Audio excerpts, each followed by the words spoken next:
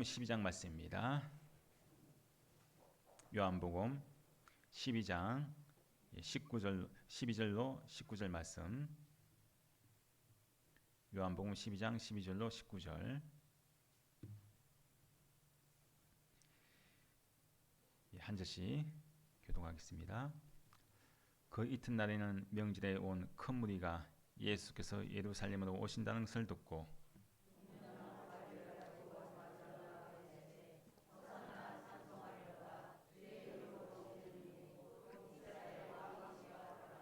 예수는 한 어린 나귀를 타고 보고 타시니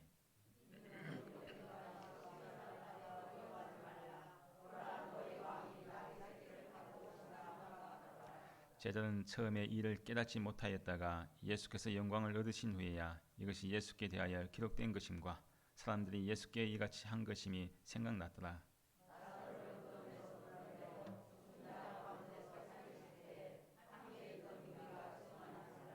이에 무리가 예수를 맞으면 이 표적 행하심을 들었습니다.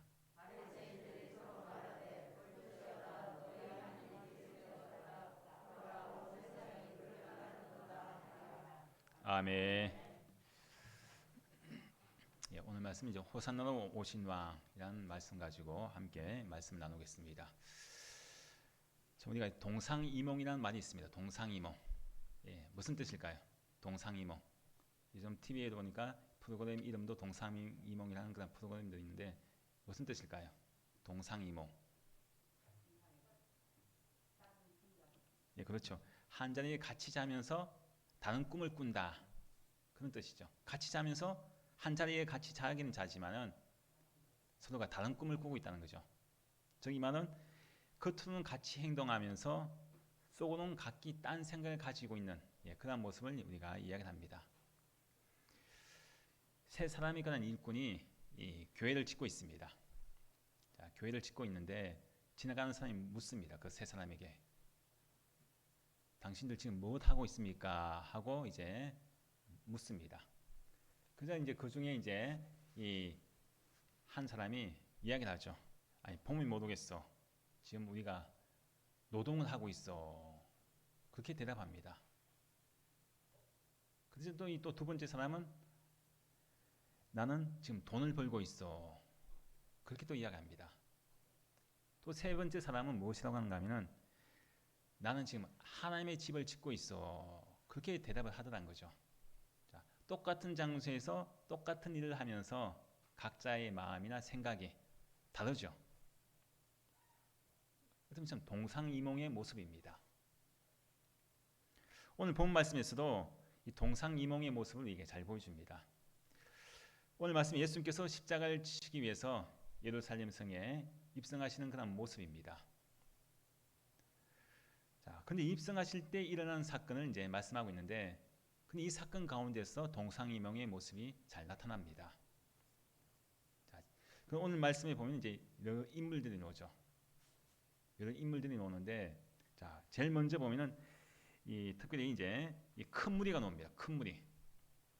자, 예루살렘 성에 입성하시는 그 예수님을 보고 큰 무리가 어떤 그런 이 모습을 나타내고 있느냐. 자, 12절부터 13절 말씀 함께 다시 한번 읽어보겠습니다. 12절 13절.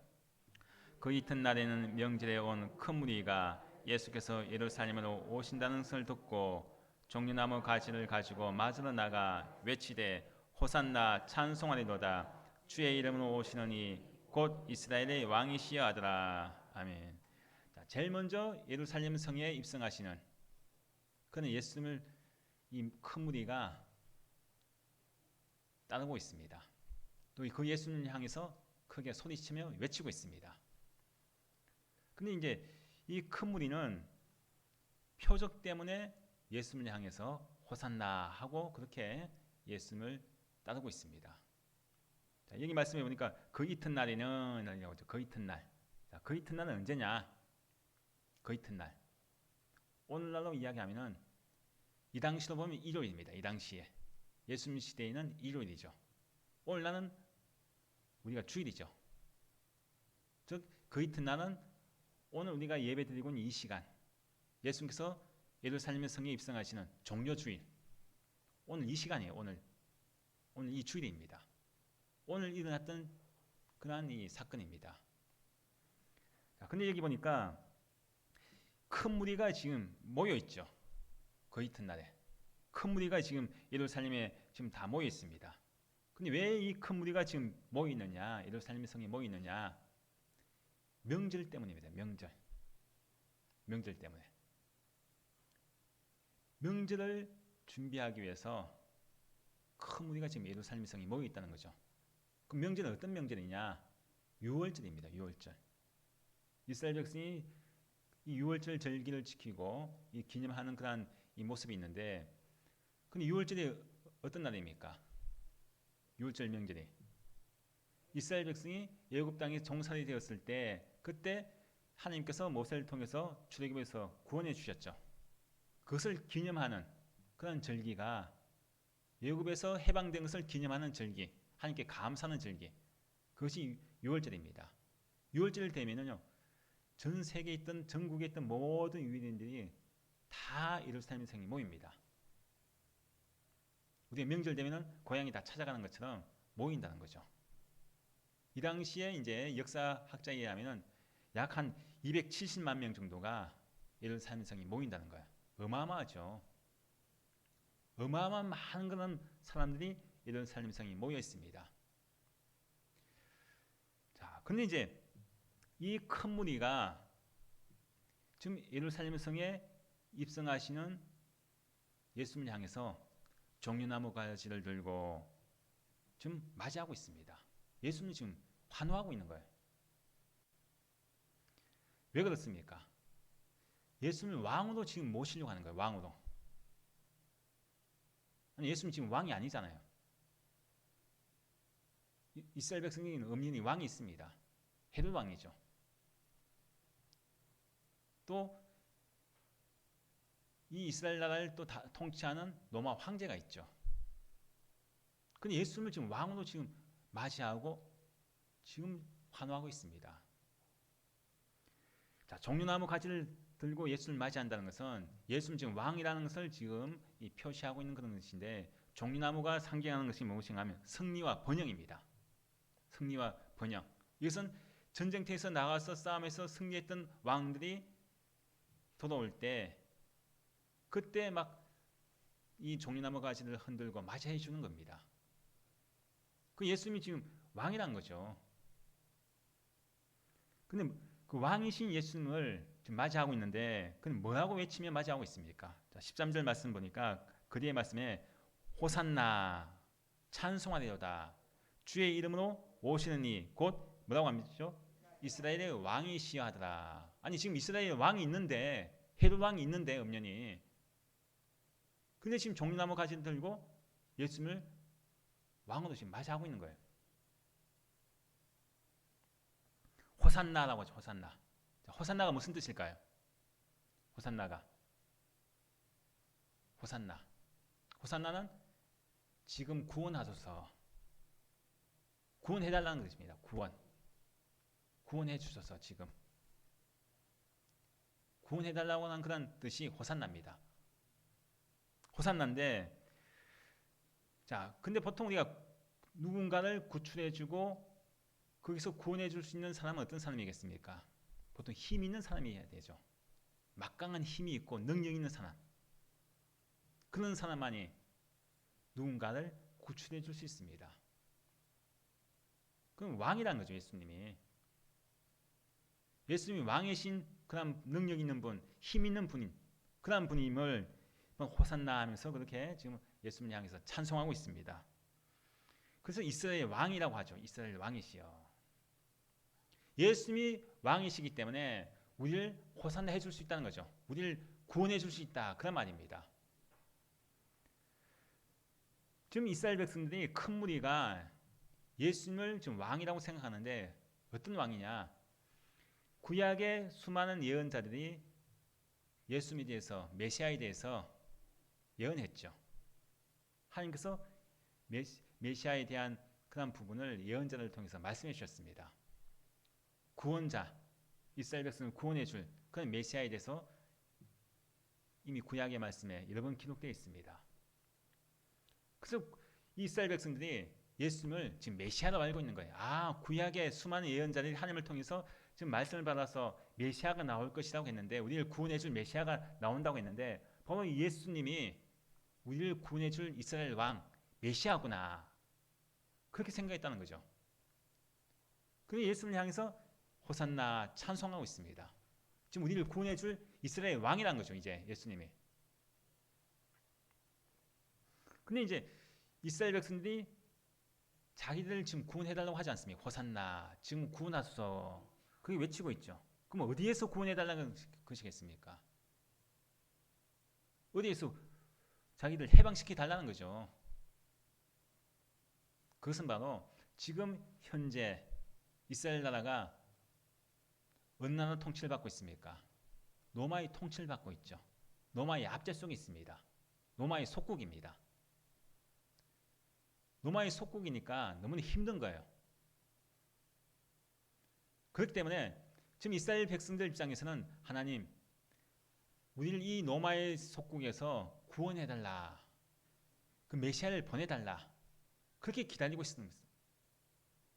자기들 그렇게 기다렸던 그 구약에 예언되어 있던 메시아가 바로 예수다.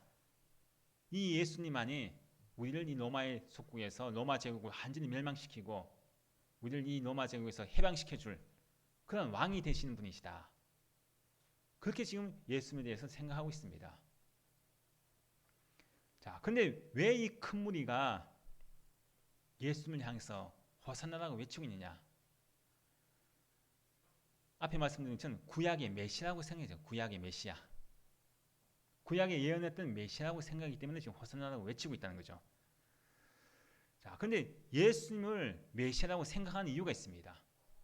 예수님을 이스라엘 왕이라고 지금 찬송하고 있는 이유가 있습니다. 왜 그럴까요? 예수님 왜 메시아라고 생각하고 예수님 왜 자기들이 이스라엘 왕으로 지금 삼으려고 지금 하고 있겠습니까? 그렇게 종려나무 가지를 들고 환호하고 있겠습니까? 그 이유가요, 앞에 있는 그 17절 말씀에, 17절 18절 말씀에 이렇게 말씀하죠. 자, 앞에 있는 17절 18절 말씀 함께 읽겠습니다. 나사를 무덤에서 풀려내어 죽은 자 가운데 살리실 때에 함께 있던 무리가 정은한지라. 이에 무리가 예수를 맞으면 이 표적 행하심을 들었습니다. 자, 큰 무리가요 지금 예수님 향해서 호산나, 우리 구원해달라고 예수님께 지금 찬송하고 있죠. 외치고 있습니다. 그건 이스라엘 왕이라고, 예수님을 향해서 왕이라고 지금 고백하고 있습니다. 왜 예수님을 자기들 구원해줄 메시아라고 왕이라고 생각하고 있느냐? 바로 여기 잘 나와 있죠. 이 사건 앞에 어떤 일이 있느냐? 예수님께서 죽은 나사로를 살리신 사건이 나옵니다. 사람이 죽었어요. 근데 예수님께서 그 나사로를 살리셨다는 거죠. 그 사건에 대한 소문을 그 큰 무리가 듣고 알고 있는 거예요. 자, 여기 말씀처럼 이에 18절 말씀, 이에 무리가 예수를 맞으면, 예수님을 맞아들이는 거죠. 맞으면 무엇 때문이냐? 이 표적 행하심을 들었습니다. 예수님께서 죽은 나사로를 살리신 사건에 대해서 듣고 알고 있다는 거죠. 야, 저 예수라는 사람이 죽은 자까지 살릴 수 있는 능력 있는 사람이구나. 죽은 자까지 살릴 수 있는 능력 있는 사람이라고 한다면 우리를 이 로마의 압제에서 구원해 줄 수 있는 그런 왕이다. 얼마나 그만한 능력 있는 사람이다. 그렇잖아요. 세상에서 죽은 사람을 살린 사람은 한 사람도 없거든요. 그 능력 있는 사람은 한 사람도 못 봤거든요. 그런데 예수님께서 죽은 나사로를 살리신 사건에 대해서 알고 듣고, 그러다 보니까 야, 구약에 예언했던 메시아가, 우리에게 보내줄 메시아가, 저 예수가 우리에게 하나님께 보내주신 메시아구나, 우리의 구원자이시구나. 죽은 자까지 살릴 수 있는 능력이 있는데 이 로마의 압제에서 우리를 못 구원해 줄까? 그래서 예수님을 지금 따르고 있는 겁니다. 예수님을 왕으로, 구약에 예언했던 메시아로 지금 너무나 기뻐가지고, 야, 드디어 구약에 예언했던 메시아가 이제야 우리를 구원해 주기 위해서 이곳에 오셨구나. 기뻐가지고 지금 종려나무 가지를 들고 흔들면서 지금 환호가 있어요. 호산나 하면서. 근데 여기 말씀 보면은 참 호산나, 참 이 말씀이 참 좋습니다. 구원자라는 거죠. 지금 구원해 주소. 또 예수님을 향해서 이스라엘 왕이라고 고백합니다. 이 고백은 참 좋아요. 예수님을 향해서. 그렇죠. 예수는 구원자이시죠. 호산나입니다. 또 왕이시죠. 맞는 말씀입니다. 자, 그런데 이 큰 무리들이 지금 착각하고 있는 것이 있습니다. 예수를 맞이할 때, 이 고백을 할 때 착각을 하고 있는 거 있어요. 또 오해를 하고 있는 것이 있습니다. 그 착각과 오해가 뭐냐? 예수님에 대해서 제대로 올바르게 알지 못하고 이 고백을 하고 있다는 거죠. 지금 이스라엘 백성들은 어떤 메시아를 지금 기다리고 있습니까? 어떤 메시아를 지금 왕을 기대하면서 기다리고 있겠습니까? 지금 로마의 압제에서 힘들거든요. 우리도 일제시대 때 얼마나 많이 힘들었습니까? 빨리 해방되기를 바랬죠. 마찬가지로 이스라엘 백성도 마찬가지입니다. 이스라엘 백성들도 지금 로마의 압제에서 자기를 구원해 줄 구약에 하나님께서 예언하신 그 메시아, 자기를 위해서 보내줄 구원자, 그것을 기다리고 있는데 예수님께서 죽은 나사로를 살리신 그 사건, 그러한 소문을 듣고 나니까 이제 예수님이 메시아하고 왕이란 그런 믿음이 갑니다. 야, 저는 능력이 있는 분이 이 세상을 완전히 이 로마 제국을 완전히 무찌를 수 있겠구나. 우리를 해방시켜 줄 수 있는 그런 능력이 분명히 있구나. 그런 확신이 생기는 거예요. 자, 근데 지금 현재 이 큰 무리가 예수님을 메시아로 왕으로 호산나라고 그렇게 외치는 근본적인 이유가 뭘까요? 표적 때문이에요. 표적. 표적이 아니라고 하면요, 예수님을 왕으로 모실 이유도 없고 호산나라고 외칠 이유도 없습니다. 근데 예수님께서 죽은 나사로를 살렸었잖아요. 그 놀라운 그런 표적. 표적 때문에 예수님께 모여든 거예요. 큰 무리가. 만약 예수님께서 죽은 나사로를 살리지도 않았습니다. 예수님이 그 공생의 시대 때 기적도 행하시지 않았습니다. 그럼 굳이 예수님을 따라다닐 이유도 없고 예수님을 향해서 호산나 찬송할 이유도 없고 이스라엘 왕이라고 종려나무 가지를 들고 흔들면서 마시할 이유도 없습니다.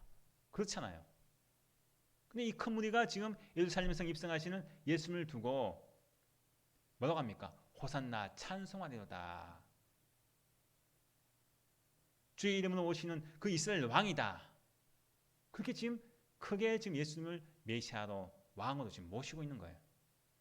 왜? 표적 때문에. 예수님께서 행하신 기적 때문입니다.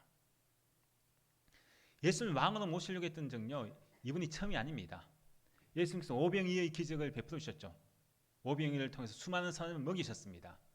자, 그 수많은 그런 오병이 기적을 본 사람들이 예수님을 어떻게 하려고 하냐? 왕으로 삼으려고 합니다. 야, 이 오병이어 가지고 5천 명 이상 되는 사람들 먹일 수 있는 능력 있는 그런 예수라고 한다면은 우리를 로마의 압제에서 우리를 해방시켜 줄 수 있겠구나.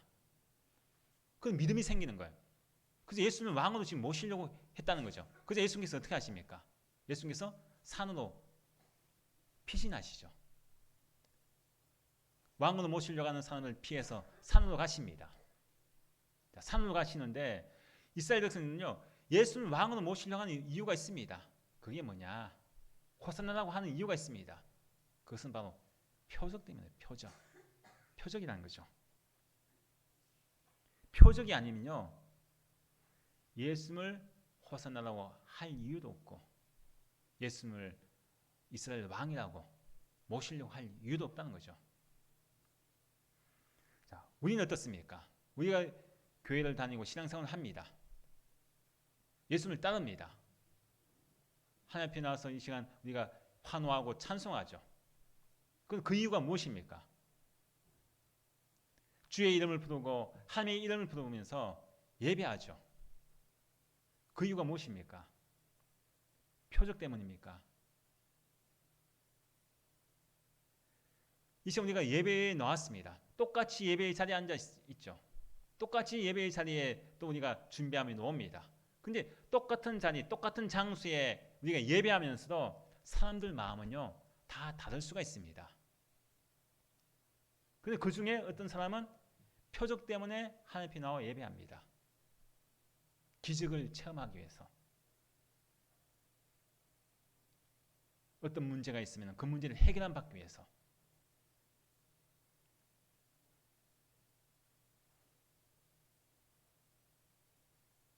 호산나라고 부르면서도 그 호산나, 예수님이 우리의 구원자 아닙니까?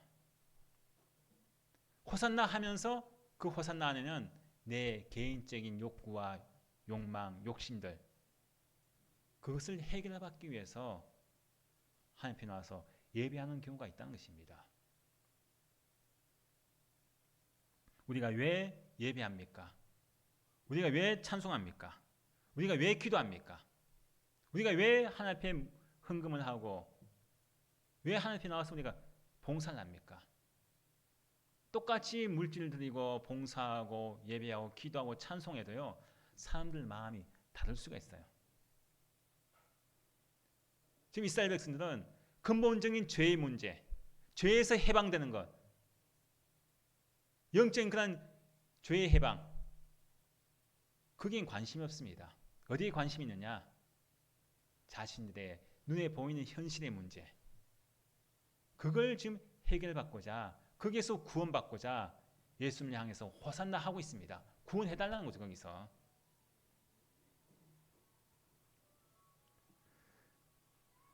나 자신도 혹시나 이 큰 무리 속에 나는 들어있지 않습니까? 혹시나 나 자신도 이 큰 무리 속에 섞여서 예수님을 향해서 호산나 하며 찬송하지 않습니까? 우리 예배하면서도요, 내가 하나님 앞에 호산나, 이 큰 무리와 같은 그런 외침을 할 수가 있습니다. 똑같은 호산나라고 할지라도 잘못 오해하고 착각해서 호산나 우리가 외칠 수 있다는 거죠. 내 문제를 해결받기 위해서, 눈에 보이는 이 세상의 그런 여러 가지 걱정과 근심, 그것만 해결받기 위해서, 그 고통에서 구원받기 위해서 하나님 앞에 나와서 예배하고 기도하고 찬송하고 하나님 앞에 물질 드리고 봉사하고, 만약에 그렇다고 한다면 나 자신도 이 큰 무리와 같은 그 무리 속에서 섞여서 내가 이 자리에 지금 앉아 있다는 것입니다. 똑같은 의미이지만은 다른 호산나라는 거죠. 다른 호산나. 눈에 보이는 것, 그만을 내가 해결받기 위해, 거기서 구원받기 위한 그런 호산나라고 예수님을 향해서 외치고 있는 것입니다. 근데 우리가 정말 외쳐야 할 것은, 그 호산나는 무엇입니까? 먼저 그의 나라와 그의 의를 구하는 것입니다. 정말 이 큰 무리가 외쳐야 할 것은, 그 호산나의 그 외침 속에는 우리를 죄에서 구원해달라고 하는 그런 호산나가 되어야 되죠. 이스라엘 왕이라고 고백할 때 정말 죄에서 구원해 줄 그런 왕으로 예수님께 향하여 호산나라고 외쳐야 한다는 것입니다. 근데 지금 이 큰 무리는 그것이 아니죠. 표적 때문에 예수님을 향해서 호산나 찬송하고 예수님을 왕으로 모시고 있고 예수님을 따르고 있는 그런 사람들이라는 것입니다. 우리가 교회를 똑같이 다녀도 이 큰 무리가 있다는 거죠. 큰 무리가. 수많은 우리 대한민국에 수많은 그리스도인이라고 하는 사람, 믿는 성도들이 있다고 할지라도 이 큰 무리가 있을 수 있다는 것입니다. 왜요? 왜 교회를 다니느냐? 내가 복받기 위해서, 내 문제를 해결받기 위해서, 거기서 구원받기 위해서, 그것 때문에 교회를 넣는 경우도 있다는 거죠. 예수를 믿는 경우도 있다는 것입니다. 그렇다면 큰 무리에 해당하는 모습이라는 거죠. 자, 그 다음에 이제 또 두 번째 예수님이 나오시죠. 예수님이 이제 14절 15절 말씀이 나오는데요. 자, 14절 15절 말씀 함께 읽어보겠습니다. 예수는 한 어린 나귀를 보고 타시니 이는 기록된 바 시온에 따라 두려워하지 말라 보라 너희의 왕이 나귀 새끼를 타고 오신다 함과 같더라. 자, 지금 예수님이 등장하십니다. 앞에는 큰 무리가 등장을 했고 이제 그 다음에 예수님이 이제 등장을 하시는데, 예수님은 어떤 분이시냐? 예수님은요, 죄에서 구원하시기 위해 오신 호산나 대신 예수님을 보여줍니다. 예수님께서 호산나이신데 구원자이시다는 거죠. 근데 예수님은 어디에서 우리를 구원해 주시기 오셨느냐? 죄에서 구원해 주기 오신 호산나 되신 예수님. 그것을 보여줍니다. 지금 예루살렘 성 입성하시죠. 근데 입성하실 때 뭘 지금 타고 입성하십니까? 한 어린 낙이 새끼죠. 낙이 새끼를 타고 지금 예루살렘 성 입성합니다. 자, 근데 이제 이 15절 말씀에 이는 기록된 바, 뭘 이야기합니까? 한 어린 낙이를 타시는 모습을 보고 이야기하는 거죠. 이는 기록된 바 시온에 따라 두려워하지 말라. 보라, 너의 왕이 낙이 새끼를 타고 오신다 함과 같더라. 이렇게 말씀하죠. 자, 예수님께서 14절 말씀에 어린 나귀를 타고 예루살렘 성에 입성하신 이 모습은 약 이 사건이 일어나기 500년 전에 스가랴 선지자, 구약의 스가랴 선지자가 스가랴 9장 9절 말씀에 이 말씀을 기록하고 있다는 거죠. 예수님께서 나귀 새끼를 타고 오신다는 이것을 이미 500년 전부터 예언해 놓고 있는 말씀입니다. 이 말씀이 지금 어떻게 되었습니까? 그대로 지금 이루어지고 있죠. 예수님께서 이 예언의 말씀을 그대로 성취하고 있는 모습이라는 거죠. 나귀 새끼를 타고 예루살렘 성에 입성하신다는 이 말씀은요, 그냥 그 순간에 잠깐 나귀 새끼를 타려고 하신 것이 아니라는 거죠. 이미 500년 전부터 예언했던 말씀, 그 말씀이 지금 이루어지고 있는 것입니다. 자, 근데 우리가 보면은 예수님을 지금 이스라엘 백성들이 왕으로 지금 고백하고 있지 않습니까? 구원자라고 지금 고백하고 있죠. 보통 우리가 왕이라고 한다면은 왕이 입성할 때 어떻게 입성하겠습니까? 나귀 새끼를 타고 입성할까요? 나귀 새끼 하면 작잖아요. 또 힘이 없고. 보통 우리가 생각하는 왕이라고 한다면은 근사한 백마나 아니면 근사한 말이나 아니면 마차 같은 거 타야지 왕의 위엄이 생기죠. 체면이 나지 않습니까? 왜 그래요? 세상의 왕은 자신이 높아지기를 원하고 자신이 영광받기를 원합니다. 근데 오늘 말씀 보니까 예수님 뭘 타고 입성하십니까? 어린 나귀 새끼를 타고 입성하시거든요. 세상의 사람들이 원하고 있던 그런 왕의 모습이 아닙니다. 나귀 새끼를 타고 입성하신다는 것은 바로 겸손의 왕이라는 걸 보여주고 있죠. 겸손의 왕. 그리고 평화의 왕임을 보여줍니다. 보통 말이나 마차를 타고 간다는 것은 전쟁에서 돌아올 때, 승리하고 돌아올 때 그런 모습이죠. 전쟁의 모습이 아니라는 것입니다. 이것은 나귀 새끼를 탄다는 것은 바로 평화를 상징합니다. 평화. 하나님과 죄인된 우리 인간이 이젠 평화가 이루어진 것을 이야기합니다. 예수님을 통해서 겸손과 평화의 왕으로 이 땅에 오신 분. 자, 예수님께서 이 땅에 왕으로 오시긴 오셨지만은 어떻게 오셨습니까? 왕궁에서 태어나신 것이 아니죠. 만약에 예수님께서 이 땅에 세상의 왕으로 오셨다고 하면 정말 왕궁에서 태어났을 거예요. 하지만 예수님은 낮고 낮은 말구 위에 태어났습니다. 마구간에서 태어났죠. 겸손의 왕, 평화의 왕으로 오신 그 예수님의 모습을 나귀 새끼를 타고 예루살렘 성에 입성하시는 것을 통해서 우리에게 잘 보여줍니다. 세상 사람들이 원하는 왕의 모습이 아니란 거죠. 예수님께서 예루살렘 성에 입성하신 목적이 뭐겠습니까?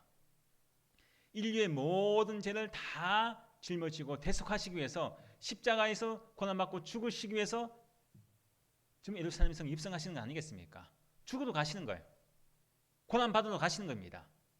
모든 죄를 다 대속하시기 위해서 가시는 거라는 거죠. 왕궁으로 가는 것이 아닙니다.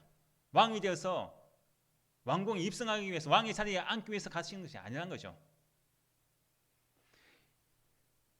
예수라고 하는 뜻이 무엇입니까? 예수님의 그 예수, 자기 백성을 그들의 죄에서 구원할 자, 자기 백성을 그들의 죄에서 구원할 자, 그것이 예수라고 하는 이름의 뜻입니다. 바로 예수님은 자기의 이름 그대로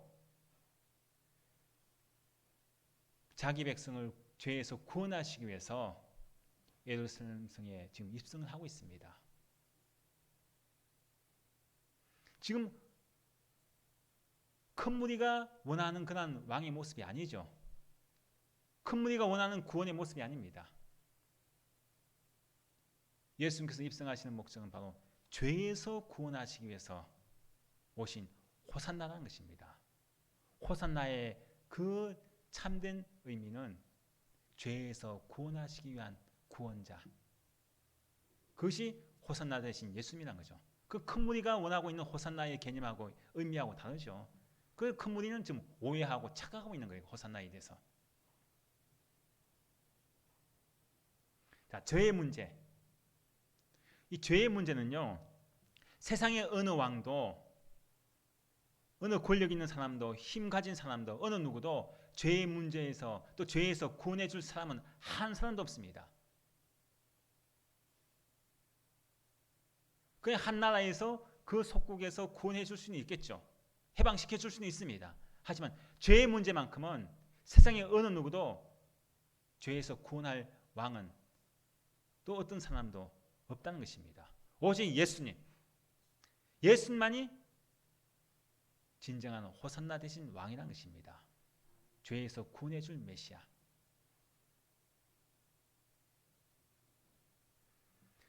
바로 예수님은 구약의 예언의 말씀대로 나귀를 타시고 그 하늘 말씀에 순종하시면서 평화의 왕으로 겸손한 모습으로 지금 예루살렘 성에 입성하시는 모습을 우리에게 보여주고 있습니다. 죄에서 구원하실 호산나로 입성하시는 모습이란 거죠. 자, 그리고 또 세 번째 등장하는 인물이 있습니다. 자, 16절 말씀이 나오죠. 자, 16절 말씀 함께 보겠습니다. 제자들은 처음에 이를 깨닫지 못하였다가 예수께서 영광을 얻으신 후에야 이것이 예수께 대하여 기록된 것임과 사람들이 예수께 이같이 한 것임이 생각났더라. 아멘. 자, 지금 이제 보니까요, 제자들도 마찬가지입니다. 제자들도 큰 무리와 같이 예수님께서 예루살렘 성 입성하실 때 큰 무리가 예수님 향해서 종려나무 가지를 들고 흔들면서 호산나 찬송하고 이스라엘 왕이라고 그렇게 환호하면서 맞아 주니까요, 기분이 얼마나 좋겠어요. 야, 드디어 이제 우리가 3년 동안 예수님을 따라다니고 모신 이제 그런 대가를 우리가 받는구나. 야, 이제 예수님이 이제 왕의 자리에 이제 앉으시겠구나. 너무나 기뻤을 거예요. 이제 막 마음속에 막 기대감이 차오릅니다. 야, 이제 예수님 왕의 자리에 오르면 나는 어느 자리 차지할까? 너무나 기쁜 거예요. 자, 근데요, 이 말씀에 보니까 제자들은 처음에 이를 깨닫지 못하다가 지금 현재 제자들의 모습은 어떤 모습이냐? 지금 예루살렘 성에 입성하시는 예수님을 향해서 큰 무리가 막 환호하고 있지 않습니까? 왕으로 모시려고 하고 호산나라고 구원해 줄 메시아라고 생각하면서 그 예수님께 나귀 새끼를 또 타고 가시거든요.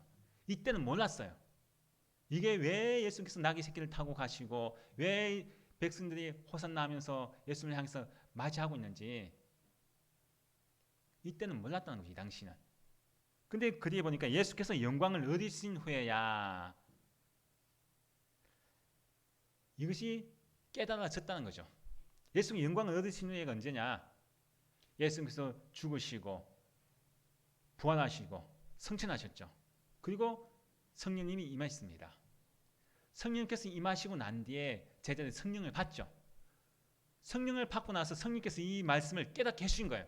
야, 그때 예수님이 예루살렘 성에 입성할 때 나귀 새끼를 탄 것이 왜 나귀 새끼를 타고 가셨고, 그리고 왜 큰 무리가 종려나무가 들고 호산나하고 찬송하고 이스라엘 왕이라고 그렇게 환호하고 맞이해 주지 않느냐.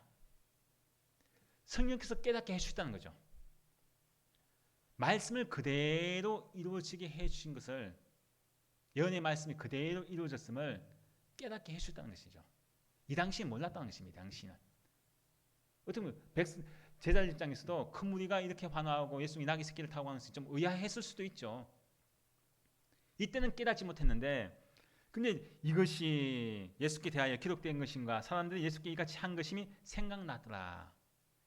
성령께서 그때서 이제 알게 해주셨다는 거죠. 이 사건에 대해서 깨닫게 해주셨다는 것입니다. 우리도 마찬가지입니다. 우리가요, 예수를 믿는 것이 내 힘으로 믿어지는 것 같지만 그게 아닙니다. 성령님께서 깨닫게 해주시고 믿게 해주셔야지 믿어지는 거예요. 똑같이 하나님의 말씀을 이 시간 듣는다고 할지라도 내가 아무리 들어도요, 안 믿어지는 것은 또 안 믿어져요. 또 믿어지는 사람이 있죠. 그 내가 이해해서 믿어지는 것이 아니라는 것입니다. 왜 믿어집니까? 성령님께서 깨닫게 해주시니까 내가 믿어지는 거예요. 그게 감사한 거죠. 깨달아지는 것이 감사한 거예요.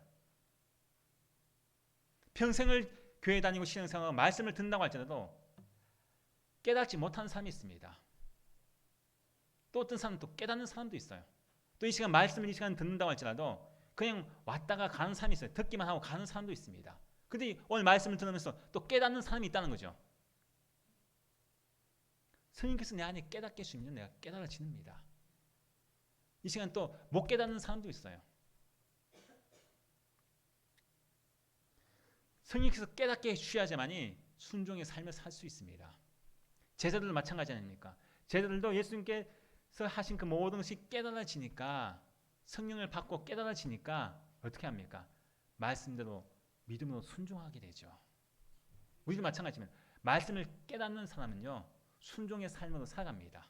듣기만 하는 사람은 순종의 삶을 살 수 없습니다. 한쪽 귀로 듣고 그냥 한쪽 귀로 흘리죠.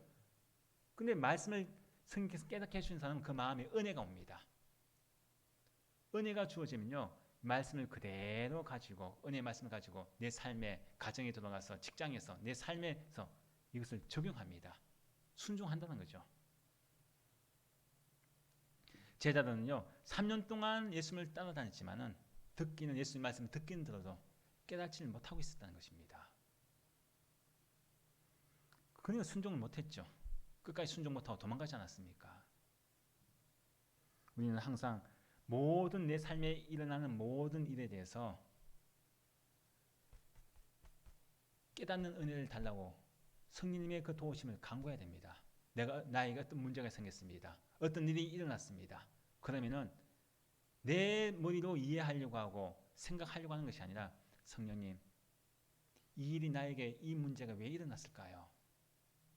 지금 내가 모르죠. 왜 일어났는지. 내 생각으로, 내 지식으로 그것을 이해하고 내가 알려고 할 것이 아니라, 성령님, 이 일이 나에게 왜 일어났을까요? 내가 왜 몸이 아플까요? 우리 가정에 왜 이런 일이 일어났을까요? 왜 이런 문제가 일어났겠습니까? 성령님께 도우심을 간구하는 거예요. 간구하면요, 성령께서 나에게 깨닫게 해주시는 것입니다. 그러면은 깨닫게 되면요, 어떤 문제가 온다고 할지라도요, 걱정이 없습니다. 하나님께서 나에게 이렇게 하시기 위해서 이러한 질병도 주셨고, 이런 문제도 주셨고, 이런 그런 고난도 나에게 주셨구나. 깨닫는 사람은요, 담대해진다는 거죠. 그 모든 고난에 그대로 순종합니다. 믿음의 길을 간다는 것입니다. 깨닫는 사람과 깨닫지 못하는 사람의 차이라는 거죠. 오늘 우리가 마찬가지입니다. 우리가 하나님 앞에 나와서 예배합니다. 자, 예배할 때에 우리가 가장 먼저 우리 주보에 한 달치 그 말씀 나가지 않습니까? 제목하고 나가죠. 그러면요, 제가 이 말씀을 주는 이유가 있어요. 미리 가정에 돌아가서 다음 주에, 이번 주에 돌아올 주일에 어떤 말씀인가 묵상을 하면서, 하나님, 내가 그냥 주일날 가서 이 말씀을 듣고 읽고 그냥 그렇게만 할 것이 아니라, 내가 한 주간 동안 이 말씀을 묵상하면서 하나님께 주신 은혜를 나에게 주옵소서.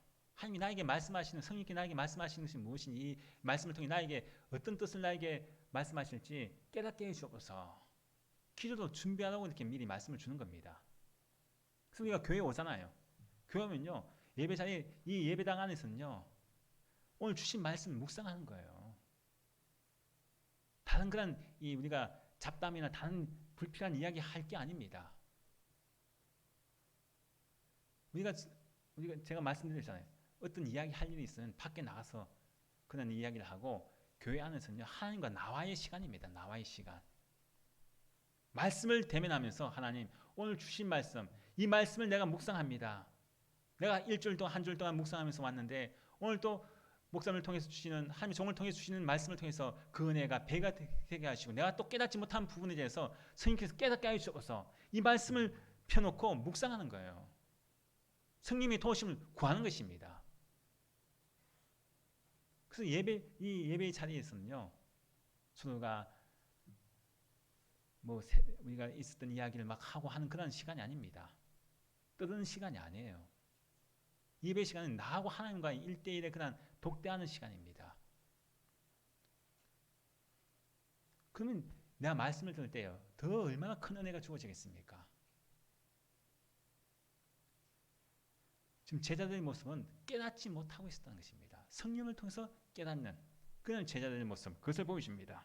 자, 그리고 또 마지막으로 보니까요, 19절 말씀에 누가 나오는지 보겠습니다. 함께 읽겠습니다. 바리새인들이 서로 말하되 볼지어다 너희 하는 일이 쓸데없다. 보라 온 세상이 그를 따르는도다. 아멘. 자, 큰 무리들이 예수님 향해서 호산나 찬송하고 이스라엘 왕이라고 지금 맞이하고 있지 않습니까? 엄청난 환호입니다.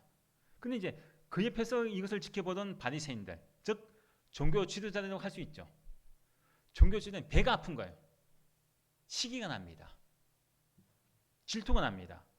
그동안 저렇게 큰 무리들이 저 예수가 있기 전까지는 자기를 위해서 관심을 가지고 자기들에게만 영광을 돌리고 자기들을 따라다니고 자기들 높여주고 환호했는데 그것을 다 누구에게 빼앗겼습니까? 예수님께 빼앗겼죠. 그 너무나 막 이게 질투가 납니다. 예수님이 미운 거예요. 더 이상 이제 자기들이 예수님 때문에 높임도 받지 못하고 환호도 받지 못하고 관심도 받지 못하고 그 예수님이 너무너무 막 미운 거예요. 지금 19절 말씀은요, 바리새인들이 서로 말하되 볼지어다 너희 하는 일이 쓸데없다. 보라 온 세상이 그를 따른다. 이렇게 이야기하죠. 자기들끼리 이야기하는 거예요. 야, 우리가 하는 게 이게 이제 쓸데없는 짓이구나. 이게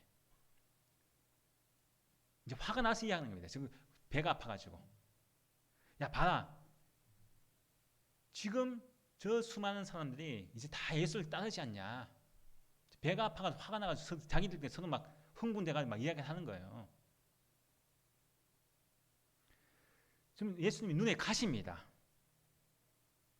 특별히 예수님이 눈에 가신 같은 그런 분이셨는데 예수님 죽은 나사로까지 살리시지 않았습니까? 죽은 나사로까지 살리고 나니까 이제 예수님을 더 죽이고 싶은 거예요.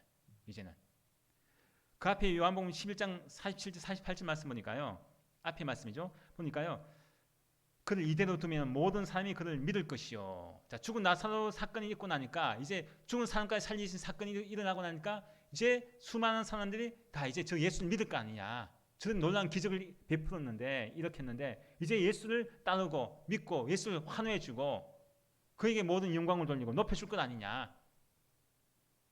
그 다음부터 이제 그 뒤에 보니까 53절부터 보니까 이날부터는 즉 예수가 죽은 나사로를 살린 사건 그 이후부터는 그들이 예수를 죽이려고 모의한다. 이때부터 더 예수를 죽이려고 작정을 합니다. 여러분, 종교 지도자들이 해야 될 일이 무엇이겠습니까? 모든 사람들로 하여금 하나님께 모든 관심을 가지게 하는 것이 종교 지도자들이 할 일입니다. 모든 높임은 하나님께서 받으시게끔 하는 것이 종교 지도자죠. 모든 영광을 하나님께 돌리도록 하는 것이 종교 지도자들의 역할입니다. 하나님만 높이게 해야 되죠. 그게 종교 지도자들이 해야 할 일입니다. 근데 지금 이 종교 지도자들, 바리새인들 같은 사람은 어떻습니까? 그 모든 것은 하나님이 아니라 자기들이 지금 받기를 원하고 있는 거예요. 내가 높임 받아야 되고 내가 영광 받아야 되고 내가 환호 받아야 되고 내가 관심 받아야 되고 지금 종교 지도자들이 자기들이 관심 못 받으니까 예수님께 관심이 다가고 예수님을 따르고 하니까 배가 아프다는 거죠. 결국은 호산나로 오신 죄에서 우리를 구원하시기 위해 오신 예수님을 십자가에 죽는데 이들이 얼마나 큰 역할을 합니까? 이 바리새인들의 모습 보십시오. 이 모습은요, 내 모습과 같을 수도 있습니다. 오늘날 바리새인이 내가 될 수가 있다는 것입니다. 이 말씀을 보면서요, 저도 한 줄 동안 이 말씀을 묵상할 때요, 말씀을 또 보고 하면서 또 자꾸 설교를 많이 꽂힙니다. 그때 성령님께 주신 그런 영감이 있어가지고 설교를 다 완성했다가도 어제 저녁에도 또 완성했다가도 또 말씀을 묵상하면서 또 주신 또 말씀들이 있어요. 그럼 그때마다 고쳐요, 저도. 자, 근데 이 말씀을 특별히 이 19절 말씀을 보면서요, 야, 나는 과연 바리새인 같은 목회자가 아닐까, 나는 하나님께 모든 관심을 교인들에게 돌리게 해야 될 텐데 내가 관심 받으려고는 하지 않았을까? 하나님께 모든 영광을 돌리게끔 해야 되는데 그 영광을 내가 혹시나 나는 가로채진 않았을까? 하나님께 높임을 받게 해야 되는데 하나님 높여야 되는데 내가 높임 받으려고 하지 않았을까? 참 이 말씀을 묵상하면서요, 어떻게 보면 제 자신이 좀 부끄러운 그런 마음이 들었습니다. 저뿐만 아니라 모든 목회자들이 어떻게 보면 좀 이 바리새인 같은 모습 속에서 이 말씀을 묵상하면서 자기 자신을 한번 살펴볼 필요가 있습니다. 과연 나는 바리새인 같은 모습 아닙니까? 나에게 관심 가져주지 않으면, 나를 높여주지 않으면, 교회에서 내가 열심히 일하는데 알아주지 않으면, 나를 인정해 주지 않으면, 나를 칭찬해 주지 않으면 화가 나고 분노가 생기고 삐지고 토라지고, 내가 영광을 받아야 되는데 하나님보다도 내 이름이 드러나야 되고 다른 사람보다 내 이름이 나타나야 되고, 혹시나 그런 모습은 없습니까? 그렇다면 나는 오늘날 이 바리새인과 같이 예수님을 향해서 내가 또 예수님 십자가에 못 박는 그런 모습입니다. 미워하면 사람들 미워하고 분노하고 질투하면 수많은 사람들 내가 죽이는, 살인하는 그런 죄를 짓고 있는 바리새인과 같은 모습이라는 것입니다. 오늘 종료 주일입니다. 오늘 우리가 이 말씀을 우리가 묵상하면서 참 이 똑같은 일을 살면서 입성하는 모습을 통해서 각자가 다 다른 생각을 가지고 있죠. 예수님은 죄에서 구원하시기 위한 호산나로 지금 입성하시는데 큰 무리와 제자들과 바리새인들 각자가 다 다른 그런 모습 속에서 다른 마음과 다른 생각을 지금 품고 있는 모습입니다. 혹시 나는 기적 때문에 예수님을 호산나라고 내가 고백하고 있지 않습니까? 만약 그렇다고 한다면 예수님이 십자가에 죽으실 때 누가 못 박아도 하겠습니까? 이 큰 무리도 호산나라고 찬송했던 큰 무리가 예수를 십자가에 못 박아라 그렇게 큰 소리 치던 사람입니다. 제자들 보십시오. 제자들도 큰 무리와 같이 평생 정말 예수님을 따라다녔던 그런 제자들이었지만은 그들이 말씀을 깨닫지 못하니까 결국은 다 뿔뿔이 도망가지 않습니까? 바리새인들처럼 자기 자신이 가장 잘 믿는 사람이라고 자부하는 그런 믿음의 사람들임에도 불구하고 마음에 시기가 나고 질투가 나고 분노하고 미워하는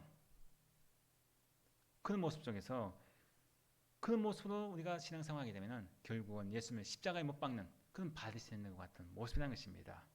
우리 모두가 내 욕심, 세상의 복, 내 욕구만을 채우기 위한 호산나로 우리가 예수님을 아는 것이 아니라 우리 모두가 정말 나를 죄에서 구원하신, 이번 주가 고난주간인데 나를 죄에서 구원하시기 위해서 십자가를 지기 위해서 고난받으신 그 예수님, 호산나로 오신 왕이신 예수님, 그 예수님을 우리가 맞이하시면서 우리 모두가 호산나 그 왕 대신 예수님을 찬송하고 우리가 살아가시기 바랍니다. 예수님이 아까 찬양드렸던 당신은 영광의 왕 호산나 대신 예수님을 찬양하시고 함께 결단하며 기도하는 시간 가지겠습니다.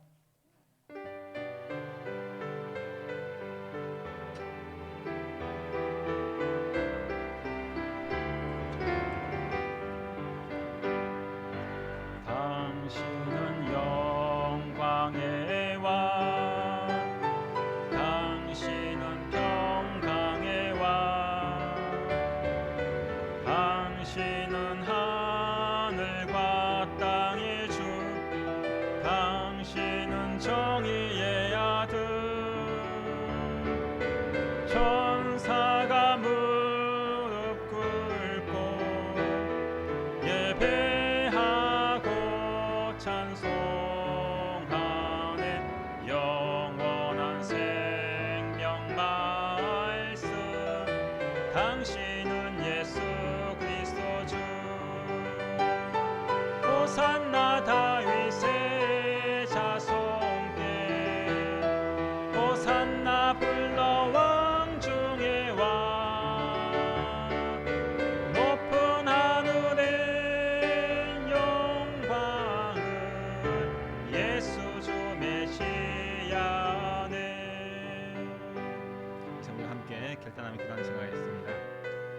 똑같은 장소에 있었지만은 똑같은 자리에 있었지만은 각자 다른 그런 생각과 다른 모습 속에서 예루살렘 성에 입성하시는 예수님을 착각하며 오해하며 벗어나 외치고 있습니다. 예수님은 아무도 해결할 수 없는 죄의 문제를 해결하기 위해서 그 죄에서 우리를 구원하시기 위해서 호산나로 오신 주님이십니다. 이선 그 나를 죄에서 구원하신 그 주님을 찬양하면서 우리가 나의 욕구와 나의 욕심을 채우기 위한 호산나로 주님을 찬송하지 않게 하시고, 또한 제자들처럼 말씀을 들을 때 우리 모든 삶 가운데 항상 스님께서 깨닫게 해주시는 그런 은혜 가운데 살아가게 되려고 듣기도 하시고, 우리 모두가 바리새인들 같이 시기하고 질투하고 미워하고 남을 죽이는 그런 심령이 아니라 예수님처럼 나를 살리신 그 예수님의 생명을 살리신 예수님처럼 다른 영혼을 살릴 수 있는 믿음의 사람이 되게 되라고 시간 다 함께 기도하시겠습니다. 아버지 하나님 감사합니다. 종료주일을 맞이해서 이렇게 예루살렘 성에 입성하시는 예수님의 모습을 보고 있습니다. 하지만 예루살렘 성에 입성하시는 그 예수님을 보고 모두가 다른 생각과 다른 뜻을 가지고 호산나 찬송하고 있습니다. 거기는 나는 큰 무리와 같이 예수님을 나의 문제를 해결해주고 아버지 기적을 통해서 내 모든 여러 가지 어려움들을 해결해주는 해결사로 나를 보내주는 그런 예수님을 우리가 거기다 고백하지 않습니까? 똑같이 예배하면서도 우리 모든 모습이 다를 수가 있습니다. 우리가 예수님을 올바르게 알기로 합니다. 예수님께서는 나를 다시어 겸손한 왕으로 평화로운 왕으로 오셨습니다. 모든 죄에서 구원하시기 위해서 고난을 이겨 십자가를 하신 주님이십니다. 아버지 하나님, 우리 모두가 그 겸손한 왕 평화의 왕 호산나 되신 주님을 날마다 찬송할 수 있는 저에게 인도하여 주옵소서. 아버지, 우리 살아갈 때 성령께서 깨닫는 은혜를 다해 주시기 됩니다. 우리가 무시하고 아버지는 너무나 어리석은 모습이 아닙니까? 듣기만 하지만은 아버지 우리가 깨닫지 못하는 어리석음이 얼마나 많이 있습니까? 아버지, 성령께서 매일 매 순간마다 모든 삶에 깨닫는 은혜를 다해 주시사 날마다 우리가 성령의 은혜를 통해서 살아가시도록 인도하여 주시고 우리가 바리새인들처럼 살아가지 않기를 합니다.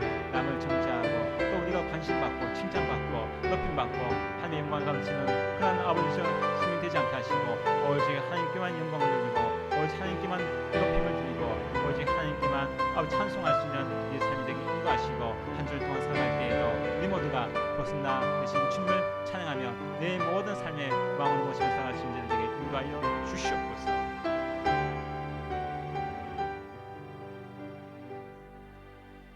이제는 우리 주 예수 그리스도의 무한하신 은혜와 아버지 하나님의 극진하신 사랑하심과 성령님의 내주교 통하심이 이 땅에 죄의 모든 문제를 해결해 주시고 우리를 위해서 고난의 길 십자가에서 죽으시고 부활하신 그 예수님을 통해서 우리가 날마다 감사로 살아가며 결단하는 우리 모든 순을 무리 위와 가정과 직장과 생업에 이제부터 영원토록 함께 하시기를 간절히 축원하옵나이다. 아멘.